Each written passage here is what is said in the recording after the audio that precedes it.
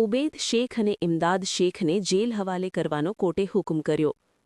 ભાવનગરના સાંઢિયાવાડમાં ઇન્ડિયા હાઉસમાં ડીએસપી સહિતના પોલીસ કાફલાએ સર્ચ ઓપરેશન હાથ ધરતા તેમાં 50 કારતૂસ, છરીઓ, વન્ય પ્રાણી અને અવશેષો મળી આવતા ઉબૈદ શેખ અને ઇમદાદ શેખ નામના 2 ભાઈઓને પોલીસે ઝડપી લીધા, જેને કોર્ટમાં રજૂ કરતા રિમાન્ડ મંજૂર કરવામાં આવેલ, જેમાં પુનઃ આજે કોર્ટમાં રજૂ કરતા કોર્ટે જેલ હવાલે કરવાનો હુકમ કર્યો હતો.